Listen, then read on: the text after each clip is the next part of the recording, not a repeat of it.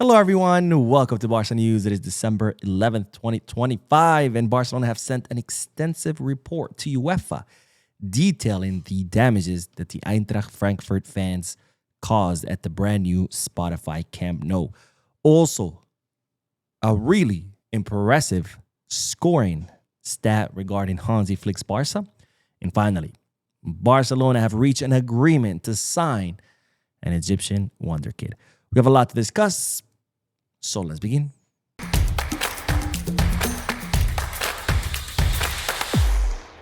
Hello, everyone. Welcome to the channel. My name is Mo. We'll begin this video with the news that on Friday, so tomorrow, December 12th, 2025, Joan Laporta will be testifying in the Negreira case. Now, if you don't know what the Negreira case, of course, we've talked about it extensively on this channel.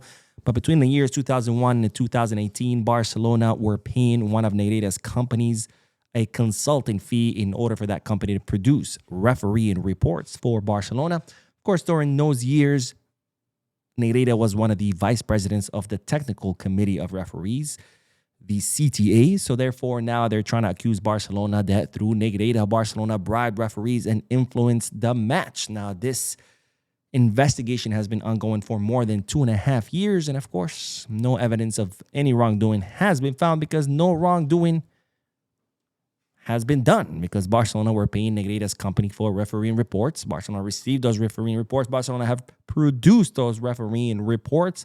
And as much as Madrid and their cohorts want to tell you that somehow Negreira had the power to influence referees, he didn't. He was one of the many vice presidents of the CTA. He was an honorary vice president, didn't even receive a salary, didn't even have any power in the CTA, and therefore he didn't have the power to influence anything. In fact, there has been no evidence of any kind of bribery.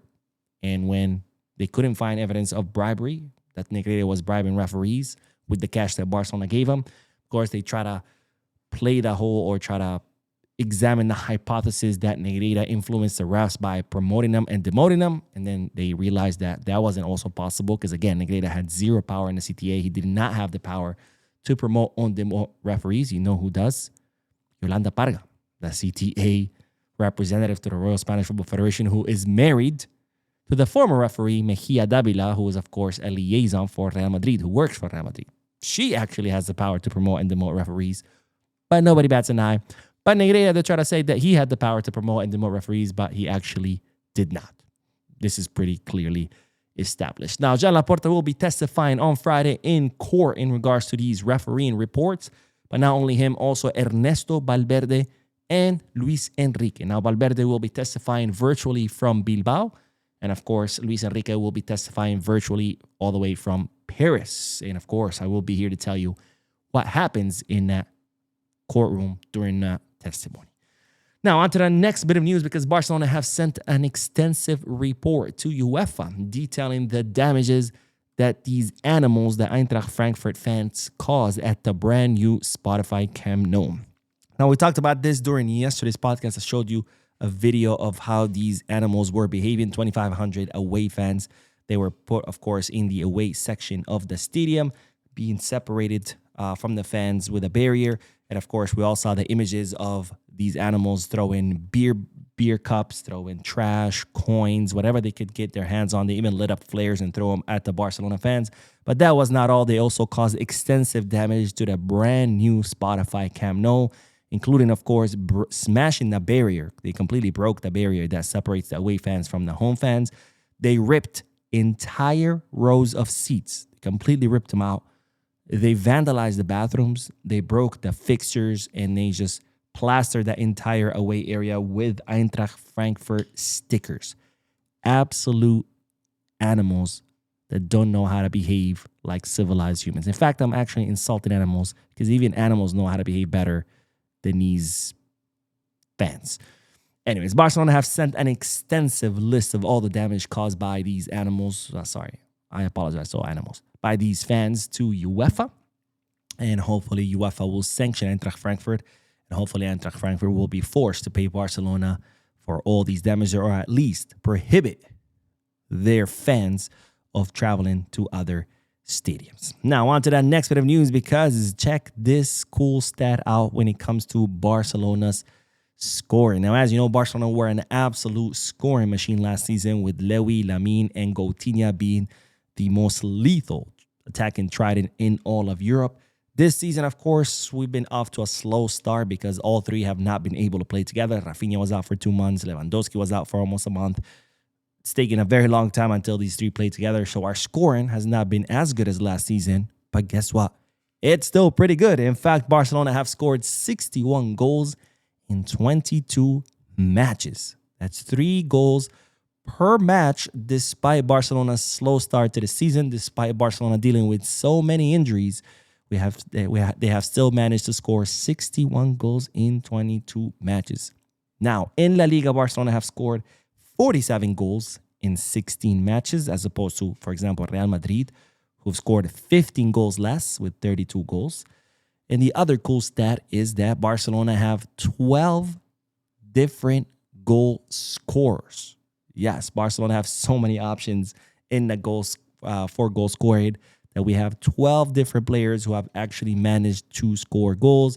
And these are all the players: Ferran Torres with 11 goals, Robert Lewandowski with 8 goals, Lamine Yamal, who has scored 6. And they tell you, oh, Lamine doesn't score goals, blah, blah, blah. Coutinho, who has only scored 4. But of course, Coutinho has been out for 2 months. Just wait until the season continues to progress. I'm sure that number is going to go up. Dani Olmo has 4 goals. Fermin Lopez has 4 goals. Marcus Rashford, 2. Pedri, 2. Ronald Araujo, 2. And then we have Eric Garcia, Jules Koundé, and Rooney Bardarji with 1 goal each. Now, remember, these numbers are for La Liga, not for all competitions. 12 different goal scorers in La Liga, with Barcelona scoring 47 goals in 16 matches. Now, in the Champions League, Barcelona have scored 14 goals in 6 matches. That's a little bit over 2 goals per match, with Rashford having scored 4, Fermin Lopez 3, Jules Koundé 2, Lamine Yamal 2, and Ferran Torres also 2. Very impressive goal scoring numbers for Hansi Flick's men. Now, speaking of goal scorers, ladies and gentlemen, we will end today's video with a bombshell, because Barcelona have reached an agreement to sign the Egyptian Wonderkid, someone that we've talked about previously on this channel, but it's no other than Hamza Abdelkarim. Now, when I told you about Hamza Abdelkarim, I told you this was not a player that Barcelona were just tracking or interested in or monitoring or seeing what happens. No, this is a player that Barcelona were making moves to sign. You know, for people who say, oh, Barcelona just watches players, blah, blah, blah. They never sign anyone.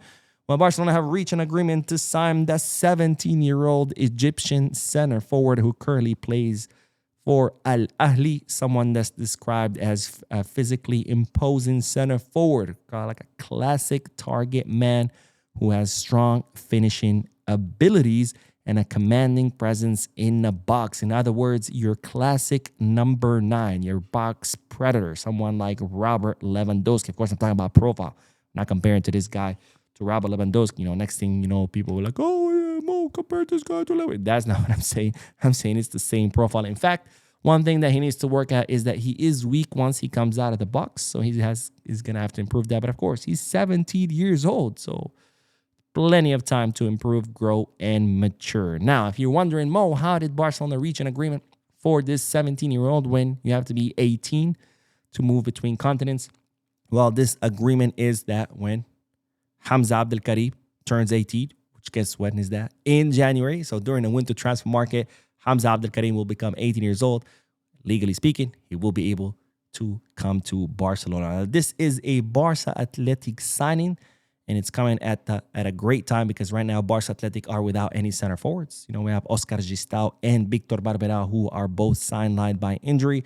So Hamza Abdelkarim will be a great reinforcement for Barça Athletic. He will be coming on a 6-month loan with a possibility of signing him on a permanent basis at the end of the season, of course, if he manages to impress Giuliano Belletti. Now, there were several European clubs interested in Hamza Abdelkarim, but it looks like Barcelona are going to be the one who are going to win this race. In fact, there was an Egyptian delegation that included the president of Al Ahly who visited Barcelona, during which the communication channels were strengthened and improved. And this, of course, helped Barcelona reach this agreement with this youngster. So Hamza Abdelkarim, have you seen him? Have you not? Are you excited about this Let me know down below in the comment section. Anyways, that is all the news for this video. We'll be uploading another video in a few moments, so stay tuned to the channel. Don't forget to hit the like button, subscribe to the channel, drop a comment, and as always, be scarce.